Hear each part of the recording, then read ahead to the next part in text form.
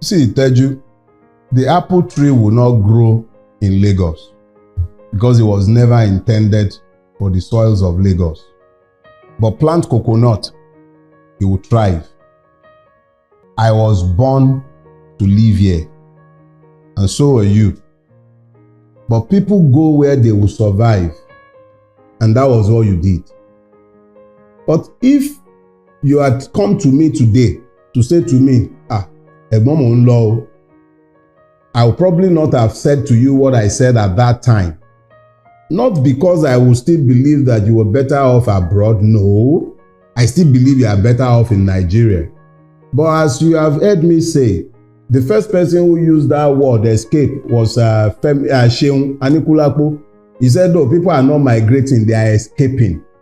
The reality is that the Nigerian abroad is escaping, is not migrating.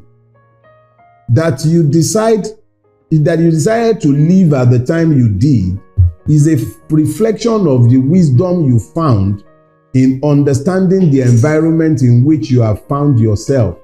It is not that anything is intricately wrong with seeking greener pastures in other climes. But I am telling you that in all of my travels, and I've been to a few countries around the world, and I have never come across a single Nigerian who has told me that they are happy to be outside of Nigeria, but they have left because Nigeria has constrained them and rendered it very difficult for them to actualize themselves or to fulfill their potential. So it is the constraints of Nigeria that has led a lot of people to leave Nigeria. So the wisdom of your decision is unquestionable. But I am not sure that a day passes without you looking back at Nigeria. I'm not sure you can ever be happy if you had to cut yourself off completely from the mad country that you left behind. But when you speak with me and I tell you, the wise ones have left, it is the truth. The objective reality is that there is nothing about Nigeria to suggest that those of us who have stayed behind are sane. You actually have to be insane to have a choice about leaving Nigeria and then elect not to go. You actually have to be functionally insane to remain in Nigeria. In fact, it is my thesis and argument that if you truly want to know the insane Nigerian, look to the ones who have a choice as to where they will live and who can afford to live abroad but elect to stay behind in Nigeria. Anyone you know who can afford to live abroad and has refused to go and has stayed behind is a madman. The person has to be insane. Yes, now, the person has to be insane. How can you exercise a choice to remain in a place that is as functionally crazy as our country has become? Everything that should not happen, every abnormality has been normalized in our space. Everything that shouldn't happen is happening in this place. Everything. And yet, we all carry on as if it is completely normal. So, yes, I don't believe that it is right for a Nigerian to leave Nigeria and go abroad, especially America, because even the blacks who were born there, who are 4th and 5th generation, are not accorded the full rights of a human being. When the system can find its way to deal with them the way it is structured to deal with them, it still deals with them as though they are still enslaved. So as bad as he bad, the Nigerian soldier look at me too, I can shakara him. He doesn't know who my father is. If it comes down to that level, we can shakara each other. May God rest Pius Adesomi in his bosom. I read a piece that he wrote some years before he died, how he would have to drive all the way into the Canadian bush to go and hoot his horn. You know, he hadn't been hearing car horn, so he would drive into the forest to go and press his horn so that he can hear it, because it's too normal and sane in that place, and he's not used to the normalcy and sanity. We are Nigerians. Sanity is far from us because our country does not allow us the luxury of sanity. That is just the reality.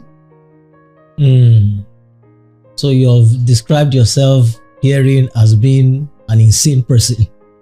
If I was sane, why would I be in Nigeria? I have to be insane to be here now. Look, sanity is an handicap. If you are too sane in Nigeria, okay, let me tell you something. If you want to know how insane we are, drive into a roundabout in Nigeria. You are driving into the roundabout, you know that the person in the roundabout has the right of way and you are waiting for him to go. He is abusing you for not moving. The one behind you is hunting for you. Were law. The person who has the right of way is telling you, Olori buruku ko shikuro now, because he doesn't know that he's the one who has right of way. So now when you are confronted with that, how can you talk about it being sane? A policeman, in Yoruba language, you call a policeman Olokpa. Olokpa means the bearer of the staff. The staff that he bears is the king's authority, is the symbol of the king's authority. So the policeman is essentially the symbol of the authority of the state because he's the enforcer of the state's laws. Policeman, a creation of law, turns his gun on you, a citizen, and he tells you, I will shoot you and nothing will happen. So the person who should enforce the law is the one who is declaring the state of impunity, and you tell me that's a sane environment. What is sane about that? If a policeman should say that to you in America, he will lose his job.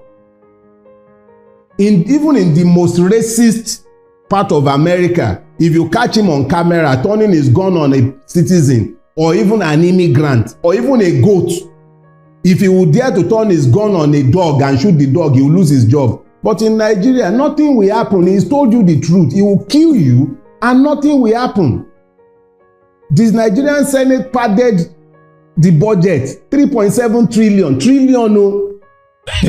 What has happened? Nothing.